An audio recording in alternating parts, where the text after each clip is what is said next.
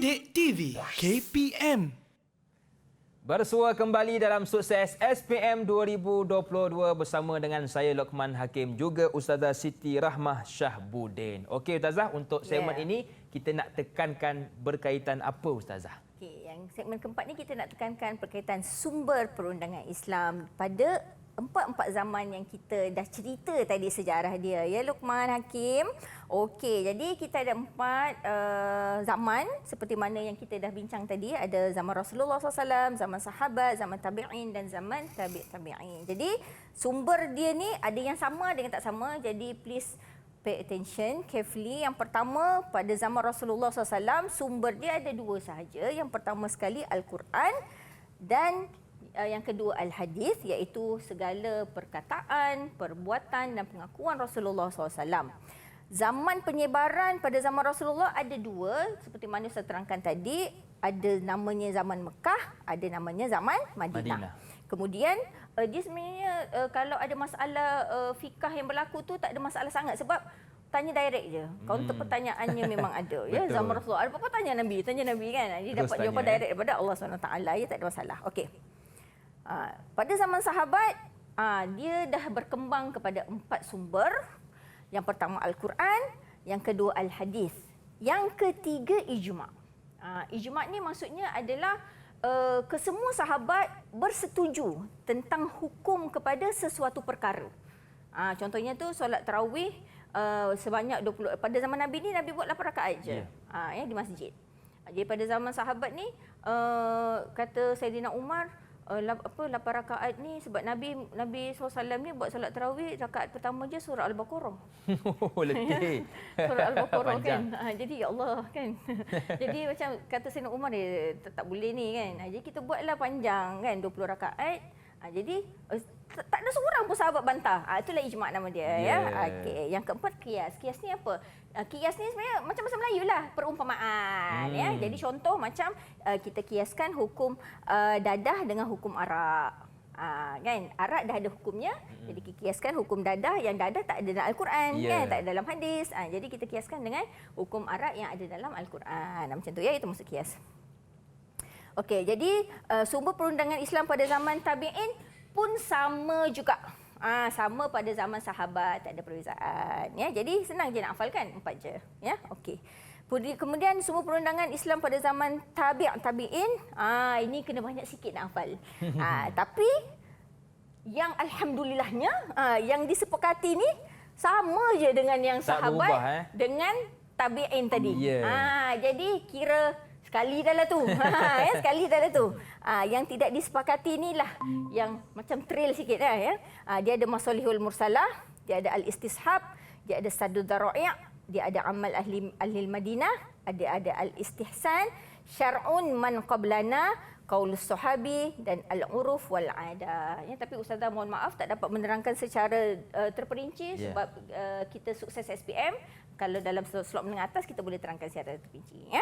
Tapi untuk kali ni kena hafalah ni ada 6 sumber yang tidak disepakati. Maksud tidak disepakati adalah contoh Imam Hanafi terima al-istihsan sebagai sumber sebagai dalil dalam menetapkan hukum. Tapi Imam Syafi'i tak guna. Itu maksud tidak disepakati. Faham ya maksudnya? Okey. Untuk sumber perundangan Islam ni, murid-murid semua, subtopik sumber perundangan Islam, dia termasuk dalam jenis soalan senarai isi. Ya, jadi kalau senarai isi, dia memang jenis item respons terhad. Ya, jadi kalau jenis item respons terhad, maksudnya apa, Luqman? Kena ikut buku, Ustazah. Pandai Luqman ya. Jadi dia punya konstruk ialah mengingat dan memahami. Ustazah memang kalau ni tak hafal juga, tak tahulah.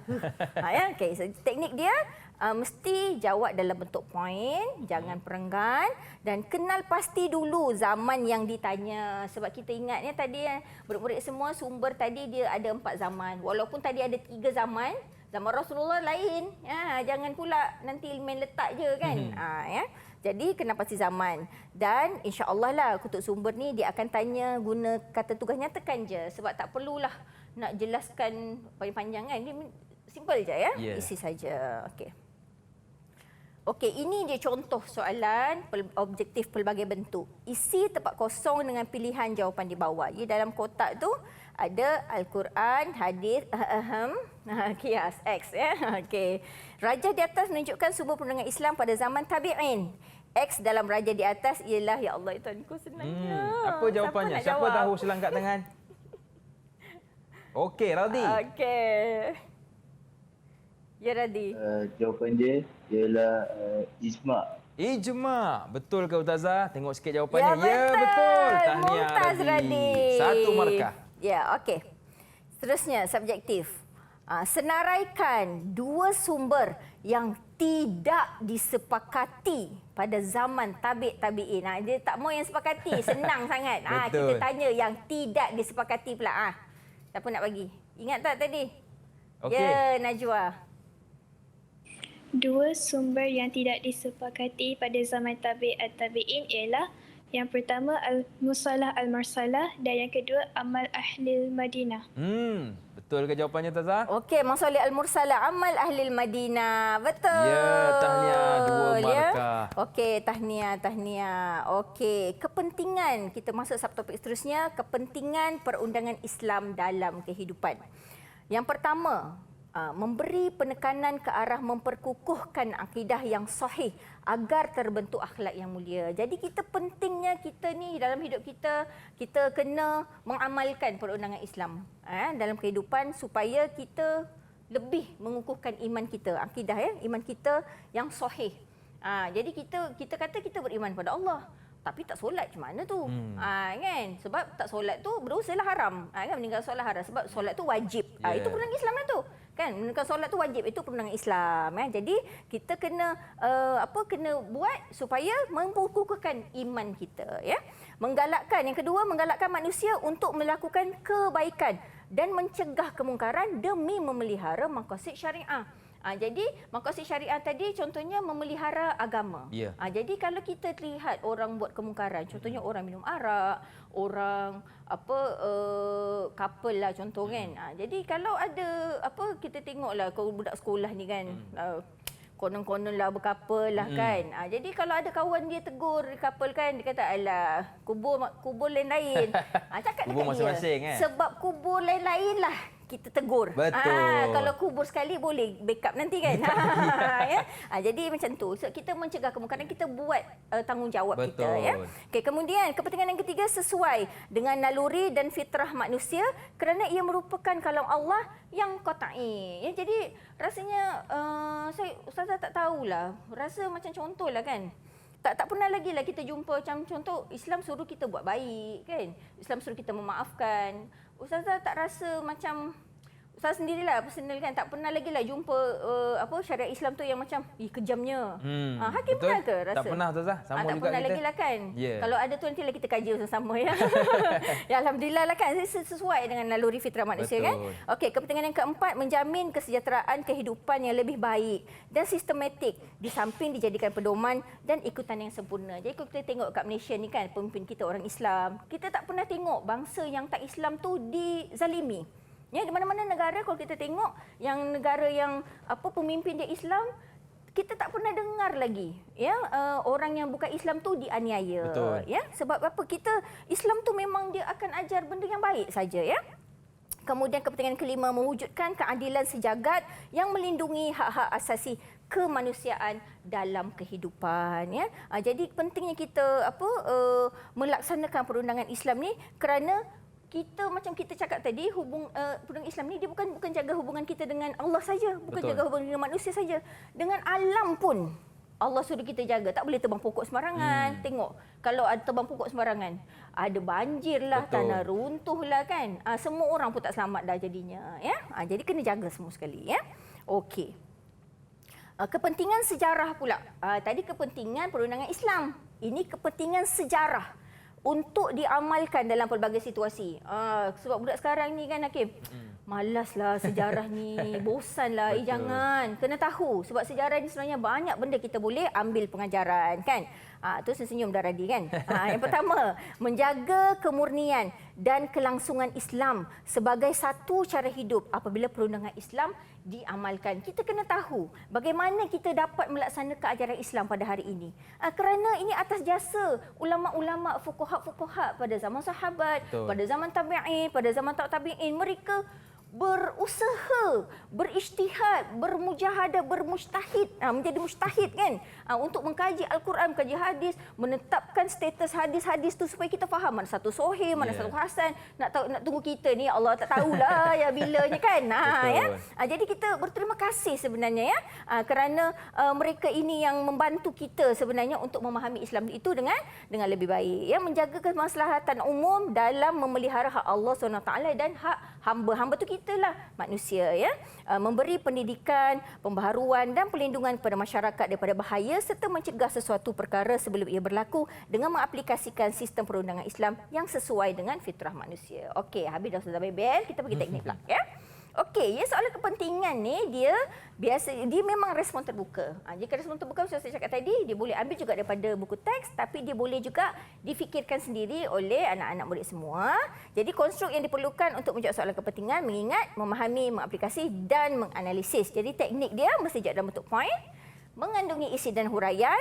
Jadi kepentingan ni apa benda nak bagi kesan baik. Kalau misal kata tak nak hafal lah Ustazah, banyak benda nak hafal. Jadi respon terhad banyak sangat kan. Jadi yang ini tak nak hafal lah, penuh sangat dah. Okey, jadi kalau kepentingan bagi kesan baik ya.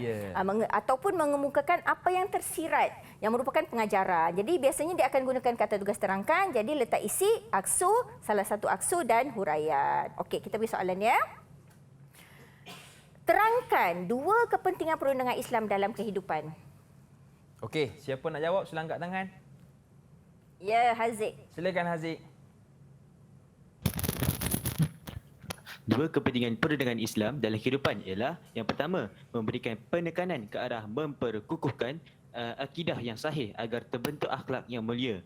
Poin yang kedua, menggalakkan manusia untuk melakukan kebaikan dan mencegah kemungkaran untuk memelihara maqasid syariah. Okey, mari kita tengok. Okey, ada penyata jawapan, ada isi, okey, ada aksu, ada huraian. Dua markah, betul? Yang jawapan kedua menggalakkan manusia, okey, ada isi, ada aksu, ada huraian. Okey, tahniah Haziq. 4 markah. Tahniah Haziq. Ya. Okey, kita tengok soalan seterusnya. Terangkan dua kepentingan sejarah untuk diamalkan dalam pelbagai situasi. Siapa nak jawab? Okey, seterusnya. Okey, Hesa, silakan. Jadi, dua kepentingan sejarah untuk diamalkan dalam pelbagai situasi ialah pertama, menjaga kemurnian dan kelangsungan Islam sebagai satu cara hidup kerana perundangan Islam diamalkan. Kedua, menjaga kemaslahatan umum dalam memelihara hak Allah dan hak hamba agar dapat hidup aman dan damai. Ya, betul ke Ustazah jawapannya? Alhamdulillah. Dia ambil daripada buku teks. Tapi macam saya cakap tadi boleh. Ya? Dia boleh ambil daripada buku teks.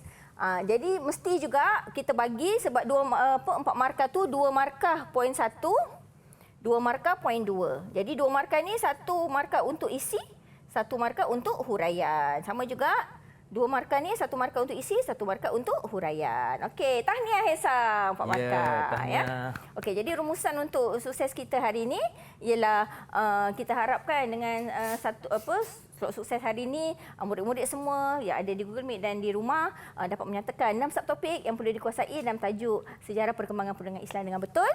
Murid-murid semua dapat mengenal pasti ya jenis sekurang-kurangnya 3 jenis dan bentuk soalan yang boleh terhasil daripada tajuk sejarah perkembangan perundangan Islam dan dapat mengenal pasti sekurang-kurangnya 3 teknik menjawab ya. Rasa banyak dah ni kan, bukan 3 je boleh ya. Betul teknik menjawab bagi soalan-soalan yang boleh terhasil daripada tajuk pada hari ini.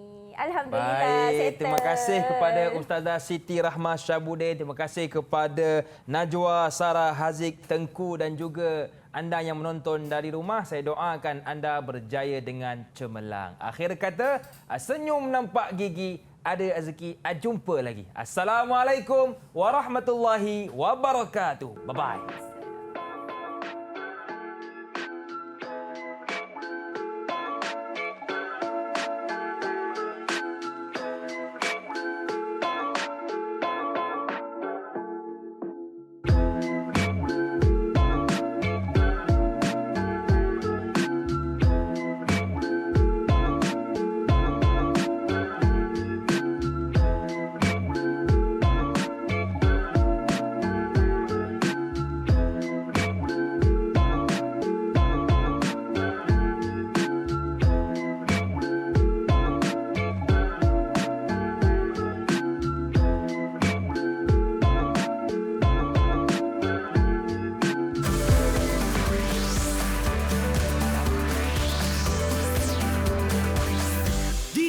TV KPM